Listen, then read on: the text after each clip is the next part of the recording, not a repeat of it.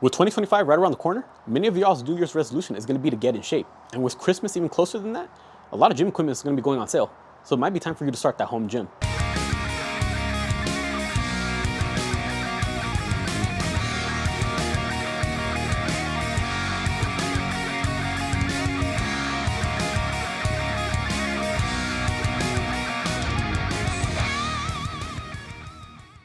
What's up, everyone? David here. Got a new video for y'all today. But before we get into it, if you haven't already, make sure to subscribe to the channel, hit the bell notification so you don't miss out any new videos. Because remember, new videos on this channel every Tuesday, Thursday, and Sunday. So don't miss out. Now, I'm pretty sure if you can tell from all of my videos practically, I'm always filming from the same location. That location being my home gym. Now, I just want to say I've been fortunate enough to be able to train at my home gym my entire life. And I've been even more fortunate with the fact that I've had companies reach out to me and sent me equipment, my squat rack, my leg press, my calf raise machine, just so many pieces of equipment were either given to me, either I built it, or sometimes I even found it. The very few pieces of equipment though that I actually did pay for, I didn't break the bank on it. And that's exactly what this video is. How do we start a home gym, but without breaking the bank? Because let's be completely honest, everyone should be working out. Many of you, you know you're not in good health. You know that there's a reason why your 2025 New Year's resolution is to get in shape. It doesn't matter whether it's to lose weight, build muscle, build strength, whatever. You just know you got to make a change. But can everyone afford a home gym? Probably not. Can everyone afford a gym membership? Probably not. But is that an excuse to neglect your fitness? Absolutely not. So today, just for the sake of saving money, what is it that we should be getting, and where specifically can we get it from? How can we start a home gym without breaking the bank?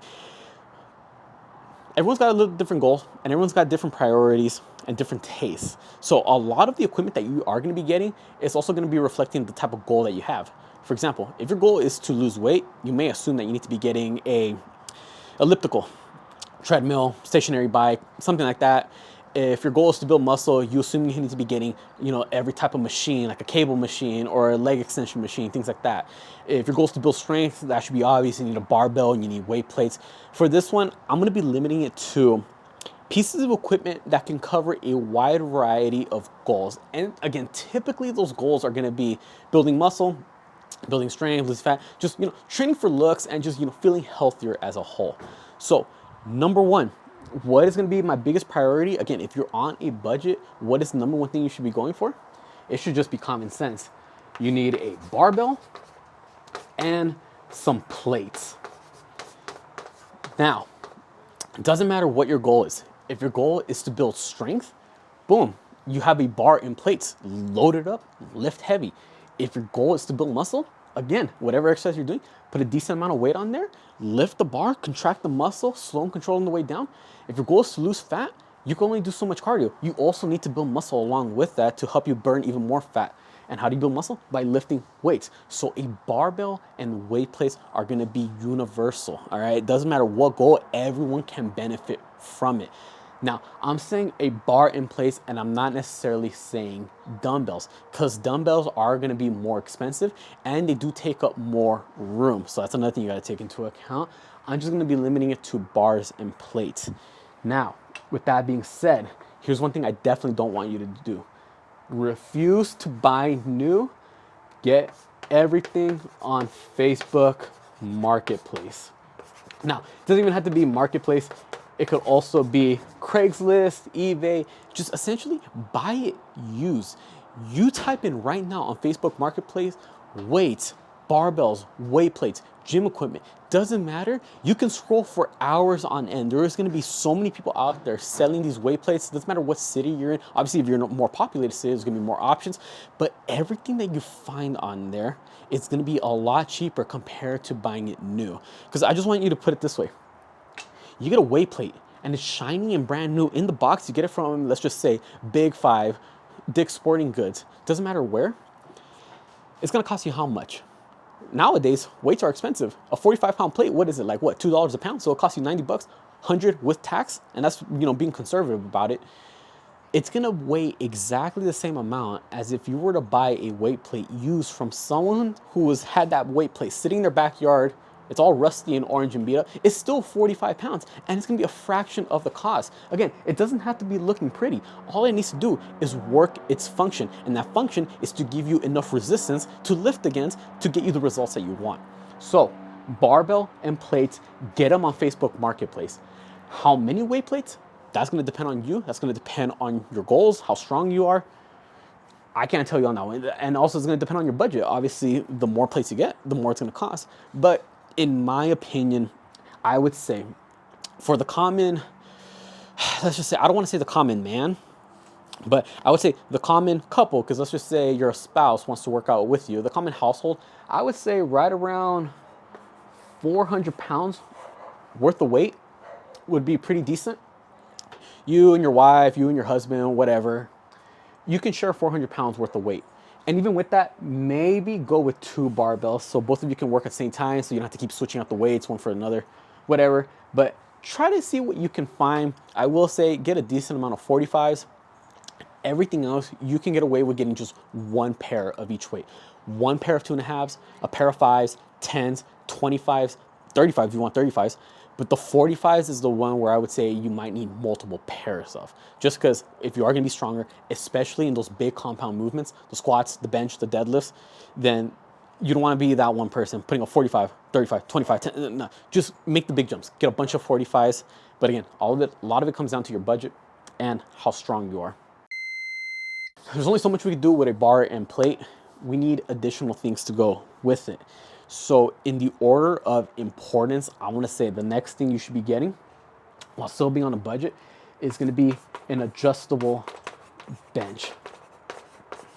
Now, many of you have seen the type of benches I'm talking about. It's a type of bench where it can move from flat to various levels of incline all the way up to a shoulder press. There is absolutely nothing wrong with that type of bench.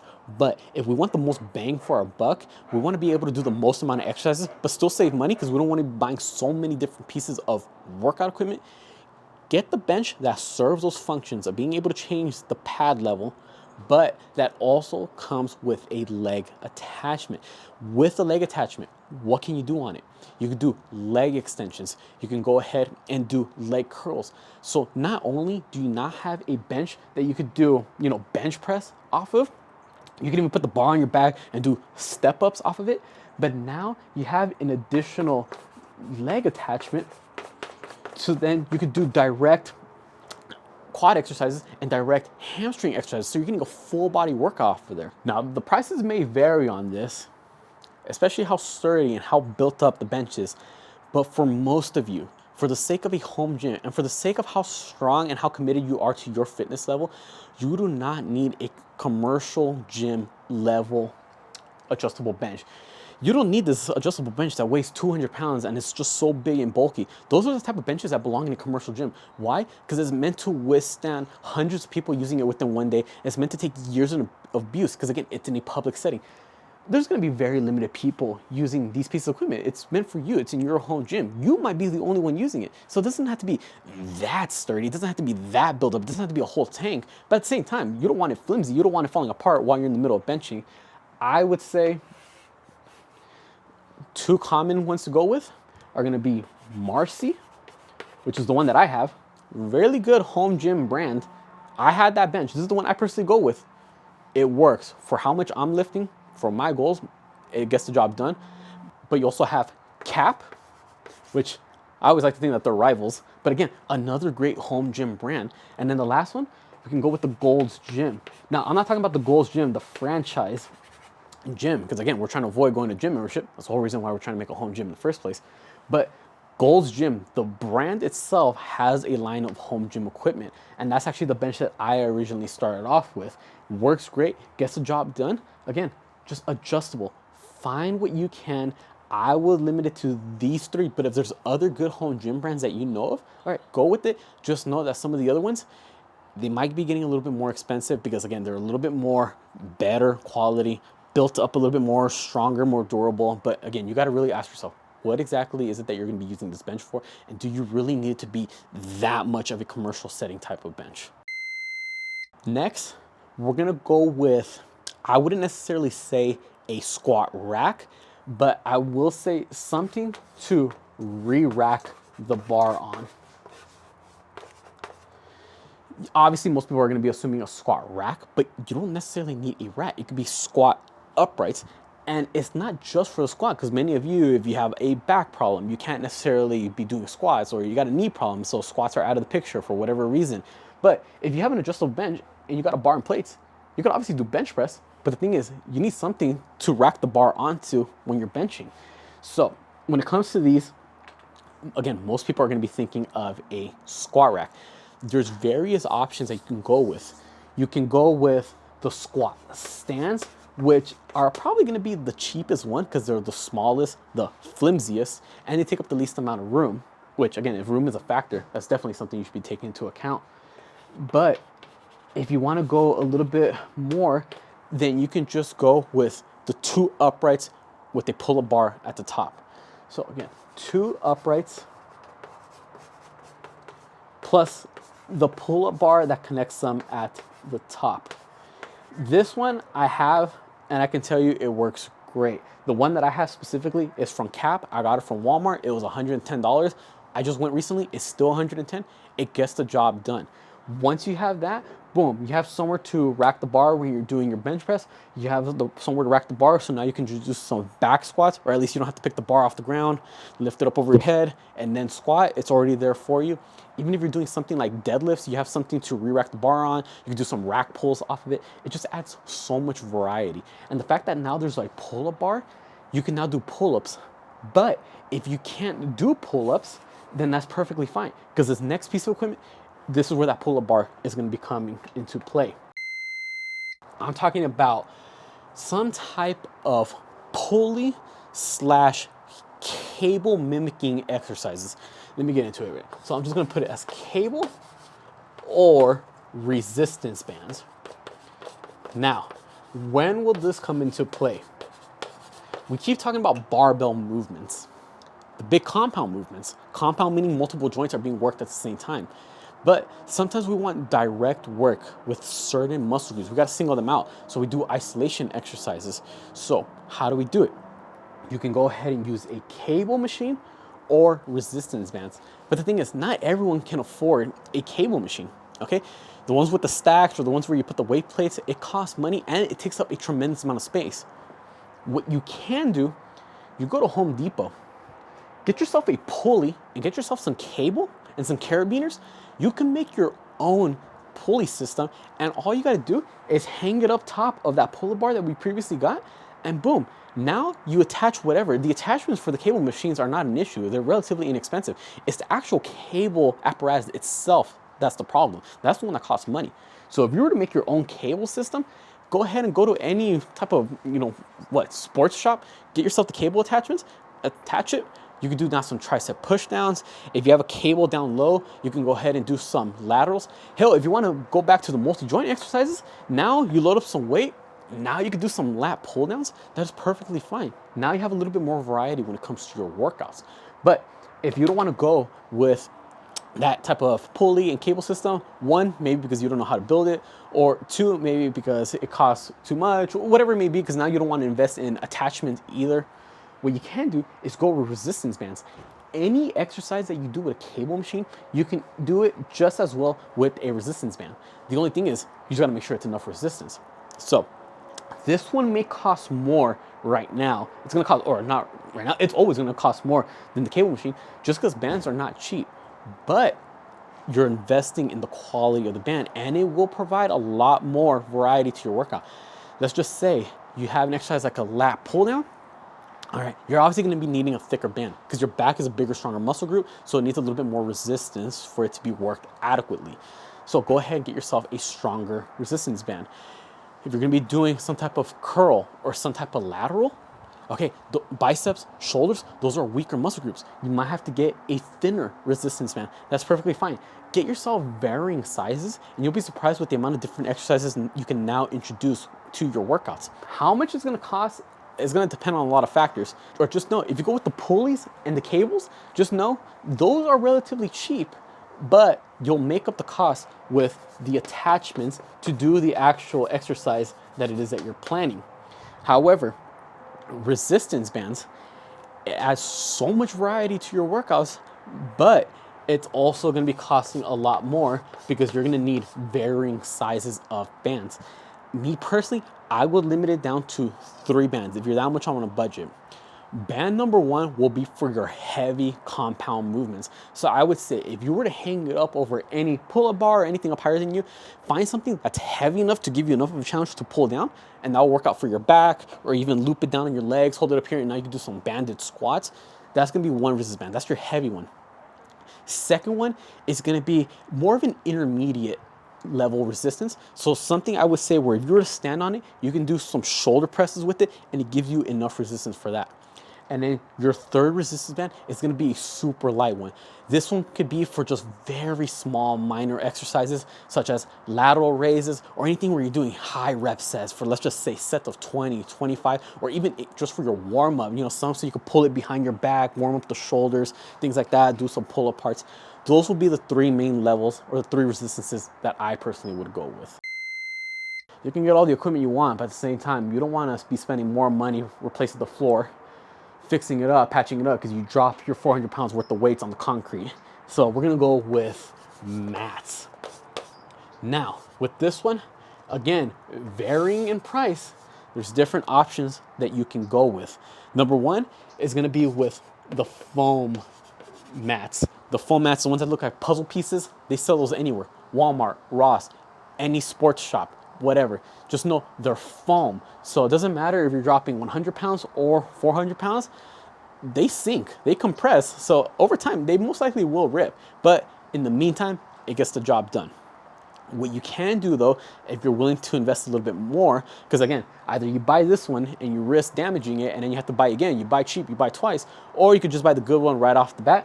Go with your stall mats, horse stall mats, the thick rubber ones. The thicknesses vary, but typically the go-to is always going to be 3/4, but they sell 5/8, they sell 1/2 inch. Depending on how hard you slam the weights, I believe you can get away with only going with the 1/2 inch mats. But again, just be real mindful. If you have a 400-pound deadlift and you're just dropping it from the top, be careful with the floor. But again, depending on how much you want to invest right away, it will be a bigger investment in the future. So either you buy it now for cheap and risk making damages and spending even more money getting a better product or making repairs in the future, or you just buy the good one right off the bat. And then I would say a good in between for both of these that many people probably don't know of, I'm gonna go with a doormat. You go to Home Depot, you go to Lowe's, go to the doormat section. What a lot of people don't know is that the underside of a lot of doormats, they're actually rubber, and it's actually a thick size rubber depending on which one you get. Will it cost more depending on which one you get? Is it as expensive as a stall mat? No. Is it more than a foam mat? Yes. But does it provide more protection than a foam mat? Yes. Is it as much protection as a stall mat? No. So you see, it's right in the middle of both. And realistically, you don't need to cover the entire floor. That's what a lot of people don't understand about starting a home gym, is they think they have to spend so much money on so many mats to cover the entire area. You only need to protect the floor in the areas where you're actually gonna be dropping the weight. So realistically, the only weight that you're gonna be dropping out of all of these is gonna be just the 2 sides of the barbell. So you just need one foam mat like this on one side under one of the plates, one foam mat on this side under the other plates. Literally just wherever the plates are touching the floor in those 2 locations, both ends of the bar, that's the only spot where you need to be protecting the floor. And the fact that they're so small, that means you can move them around anywhere. So don't think you have to get an entire big stall mat. You could just get multiple little doormats and then stack them up. Again, go with the doormat. It's rubber, cut it up into pieces and then stack them on top of each other. Boom, you have a nice thick pad, put it under the bar, boom, force protected. Nothing too crazy. So there you have it, everyone. Hopefully this video was helpful. Again, I know many of you, 2025 is the year that you say you're gonna get in shape, but you may be a little bit too intimidated to go to a public gym just because the fact that you're new to working out. You can work out in the comfort of your own home, but that means you actually need to have a home gym to get things going. But just because you have to start a home gym, it doesn't mean you have to break the bank. These are good, cheap alternatives to what essentially you can get access to at a commercial gym. You just gotta be smart about it. Don't buy a brand new if you don't have to. A used plate weighs the same as a new plate. These brands get the job done. Home Depot and Lowe's, hardware stores. Sometimes you got to build it yourself, and believe it or not, the quality will be there. Just do your research, DIY it. You'll be surprised what you come up with. You'll be surprised at the type of gym that you can build up and the results you can get from using it. Again, my gym, it started off as a home gym. It started with a lot of things that I made myself, and then over time, I've been either gifted, I either built, or just sponsorships, whatever it may happen. I just ended up with more equipment over the course of time. But regardless, you really want to make it happen, you'll find a way. Comment down below if this video was helpful, and for those of you who maybe have a home gym, comment down below what are some other suggestions people can use to build a home gym on a budget that will get the job done. Also, be sure to comment down below any other video suggestions you'd like to see me do, whether it be about mindset, motivation, nutrition, diets, workouts, programs, whatever it is. Comment it down below. I'd be more than happy to help y'all out. Be sure to subscribe to my channel so you don't miss out on any new videos, because remember, new videos on this channel every Tuesday, Thursday, and Sunday, so don't miss out. And Instagram and TikTok, same thing. Be sure to follow me on both accounts. I put all my links down in the description below. With that being said, I'll catch y'all next time.